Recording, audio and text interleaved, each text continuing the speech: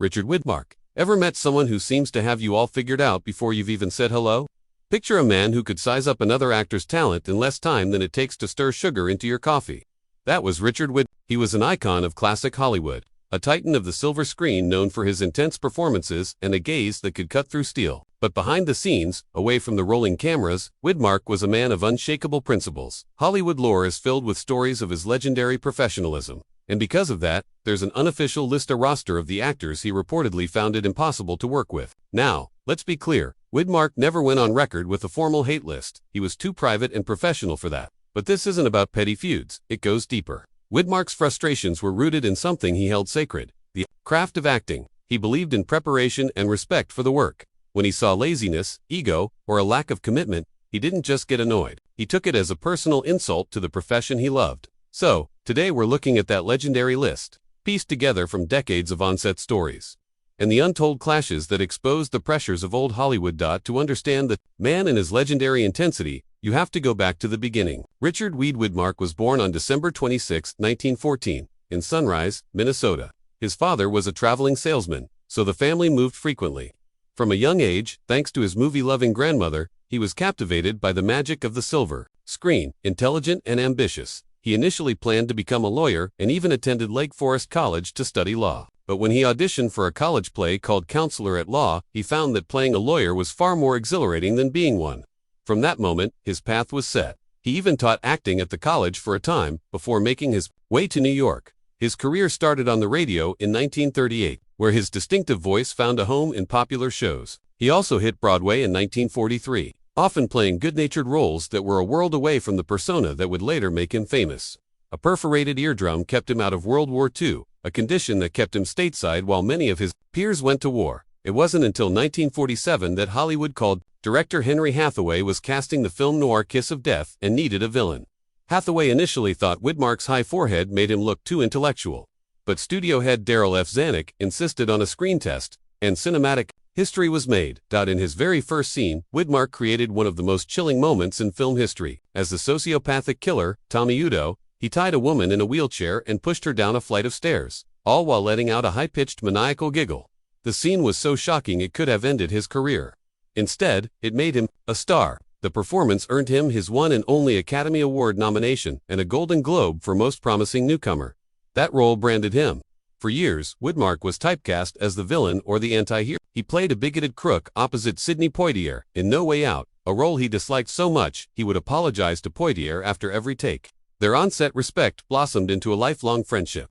He was a pickpocket in Pickup on South Street, and a heroic Marine in Halls of Montezuma. He loved the old studio system, viewing it as a college where an actor could learn and work consistently. He was a lifelong Democrat, a supporter of gun control, and a man who believed deeply in civil rights. He was married to his first wife, screenwriter Jean Hazelwood, for 55 years until her death.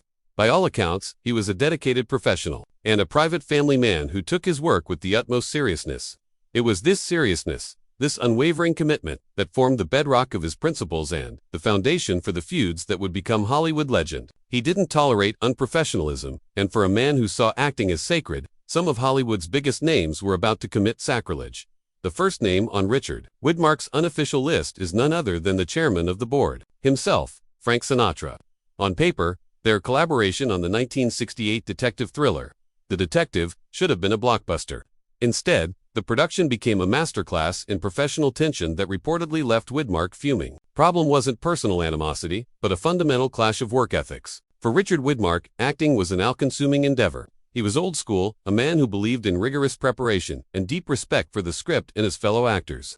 He'd show up with his lines memorized, his script annotated, and ready to go. Frank Sinatra, on the other hand, had a different approach. By the late 60s, he was an institution. For him, making a movie was often just another gig between Vegas shows. His attitude toward acting was notoriously casual, a style that drove disciplined actors like Widmark crazy. Crew members from The Detective recalled Sinatra's famous lack of preparation. He was known for his one-take Frankie mentality, preferring to get through scenes as quickly as possible with minimal rehearsal. He wanted to capture a raw, spontaneous energy. To Widmark, this wasn't spontaneity, it was laziness. It was a profound disrespect for the writer, the director, and the other actors who had spent hours preparing. Imagine Widmark, coiled with energy, and ready to dive into his character. waiting for a co-star who breezes onto the set, more concerned with his golf game than his lines. One crew member was quoted as saying that Widmark saw acting as sacred, while Sinatra treated it like just another job. While Sinatra's charm could win over almost anyone, it didn't work on Widmark. He saw past the swagger to what he considered a hollow professional core. He felt Sinatra wasn't inhabiting a character but simply lending his persona to the film for a paycheck. The experience reportedly soured Widmark on Sinatra permanently. It wasn't personal hatred. It was the deep, simmering resentment of a master craftsman watching someone with immense talent treat their shared art form like a hobby. The second name on the list is a more complex case, Marlon Brando. Here's the twist. Richard Widmark never actually shared the screen with Brando. Their conflict wasn't born from on-set clashes but from a fundamental disagreement about acting itself. Widmark reportedly acknowledged Brando as a brilliant, even genius-level actor, but he couldn't stand the self-indulgent circus that he felt came with Brando's method acting. Before Brando, screen acting was largely about technical precision. You learned your lines, hit your marks, and served the script. Widmark, while bringing a new psychological intensity to his roles, was a firm believer in this disciplined tradition. Then came Brando, who championed the method, where actors tap into their own emotions to create a raw, truthful performance. It was revolutionary, but it came with behaviors that drove traditionalists like Widmark mad. Brando famously refused to memorize lines, believing it made a performance stale. He'd have his lines written on cue cards hidden around the set, hoping to create a more spontaneous delivery. To Widmark, this wasn't just unprofessional. It was an act of disrespect to everyone else. An actor who doesn't know their lines throws the entire scene into chaos, forcing their prepared co-stars to react to fumbled dialogue and unpredictable pauses. This unpredictability was the very thing Widmark hated. He believed in control, focus, and precision. Acting, in his view, was about serving the story, not showcasing an actor's personal, emotional turbulence. A quote often attributed to Widmark, a thinly veiled jab at Brando and his followers, perfectly captures this. Some actors need chaos to create. I prefer focus. The legends of Brando's on-set behavior only reinforced Widmark's view. Stories of his mumbling delivery, his improvisations that derailed scenes, and his disregard for the structured environment of a film set became Hollywood lore. While some saw a tortured genius, Widmark saw a lack of discipline. He never questioned Brando's talent. The kid can act, no doubt about that, he allegedly admitted. His frustration came from the belief that Brando's immense gifts were packaged with an unnecessary and disruptive process. This wasn't professional jealousy. It was the frustration of a master architect watching a brilliant sculptor take a sledgehammer to the foundation of a shared project. The third actor who reportedly landed on Widmark's list was Tony Curtis. Their conflict came to a head during the filming of the 1964 Viking adventure, The Long Ships. It wasn't about acting methods. It was a clash between a no-nonsense craftsman and a movie star who, in Widmark's eyes, was more concerned with his reflection than his role.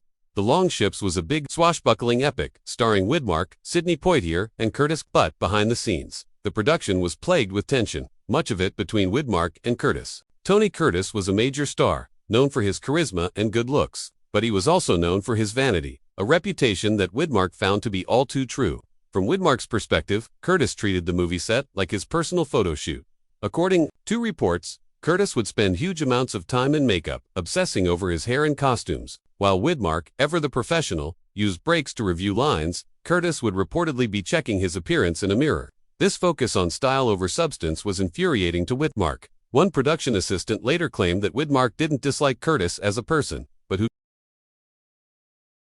he pretended to be, seeing the movie star act as all surface gloss. The constant delays caused by Curtis's vanity were a source of frustration for the punctual Widmark.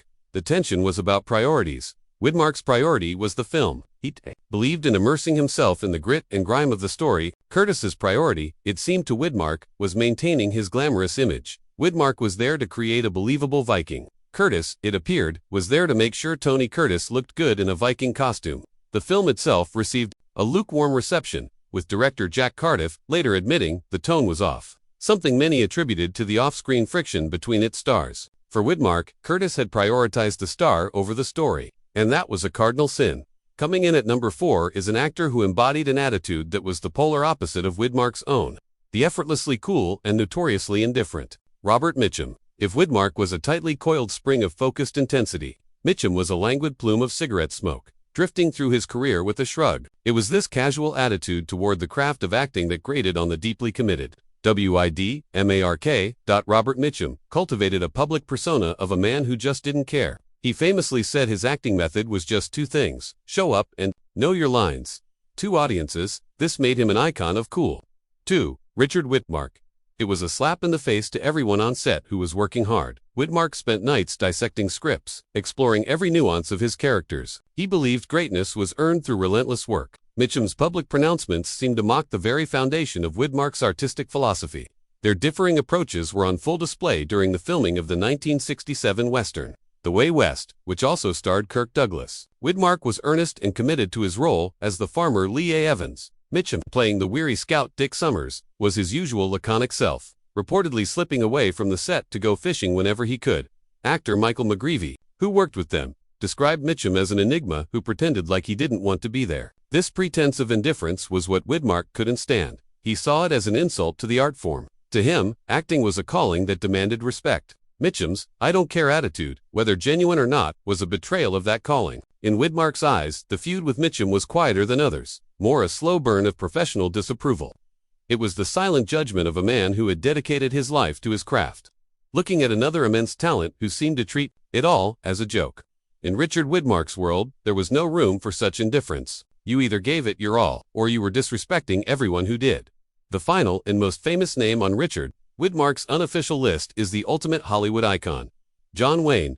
Their feud was a titanic clash of personalities, politics, and professional philosophies on the set of Wayne's 1960 passion project, The Alamo. This one wasn't just about work ethic. It was a collision of two fundamentally different men. John Wayne was a symbol of rugged American individualism and conservative values. Widmark was a staunch, lifelong liberal Democrat who supported gun control. While many assumed their friction stemmed from these political differences, Widmark himself insisted the main issue was professional. He found Wayne's skills as a first-time director to be seriously lacking. The Alamo was a monumental undertaking. With Wayne starring, producing, and directing, the trouble began with casting. Wayne had to take the role of Davy Crockett himself to secure financing, so Widmark was cast as Jim Bowie. Just days into filming, Widmark complained he was miscast. At 5'9", he felt ridiculous playing a figure who was historically 6'6". He tried to quit but was forced to stay after threats of legal action. From there, the relationship soured. Widmark complained that Wayne was overbearing as a director, telling him and other actors how to play their parts. Frankie Avalon recalled that Wayne was tough to work for, because he wanted it his way, and he wanted professionalism. For Widmark, Wayne's way was simply the wrong way. Adding to the tension was the presence of legendary director John Ford, Wayne's mentor, who would show up on set uninvited and try to influence the direction. Despite the animosity, both men were pros who finished the job. Widmark's performance as the ailing Jim Bowie is one of the film's highlights. Years later, Widmark downplayed the feud, stating, "I always admired Duke as the definitive Westerner. We never socialist, but, professionally, we got along great." This comment likely reflects professional courtesy more than the on-set reality. The feud on the Alamo was a perfect storm, a clash of politics, creative vision, and two powerful, unyielding personalities that cemented Wayne's place on Widmark's legendary list. So there you have it, an unofficial roster of Hollywood royalty, who, for one reason or another, found themselves on the wrong side of Richard Widmark's exacting standards. Frank Sinatra and his casual indifference, Marlon Brando and his chaotic genius, Tony Curtis and his distracting vanity, Robert Mitchum and his laid-back nonchalance, and John Wayne, the Titan, whose directorial style drove Widmark to distraction. But to simply say Widmark hated them would be to miss the point. Richard Widmark wasn't a vindictive man who held petty grudges. He was an artist, a craftsman who did it through sheer talent and an almost fanatical dedication to his work. His conflicts were born from a deep, abiding respect for the art of acting itself. He saw the film set as a sacred space and performing as a sacred duty. Anyone who treated it with less than total commitment was, in his eyes, a heretic. When he saw what he perceived as a lack of preparation, self-serving, chaos, vanity, or indifference, he didn't just see an annoying star, he saw someone disrespecting the craft that had given him his life's purpose. His supposed hate was, really, the frustration of a purist. While the idea of a secret hate list makes for a compelling Hollywood legend, the truth is more nuanced. It tells the story of a man who held himself, and everyone around him, to the highest possible standard. In an industry often defined by ego and glamour, Richard Widmark was a man of substance and principle. And he was, until the very end, a man who believed in the power and the seriousness of his art. What do you think? Was Richard Widmark a difficult curmudgeon, or a principled artist defending his craft? Let us know your thoughts in the comments. below. And if you enjoyed this deep dive into the untold stories of classic Hollywood, don't forget to like and subscribe for more tales from behind the silver screen. Thanks for watching.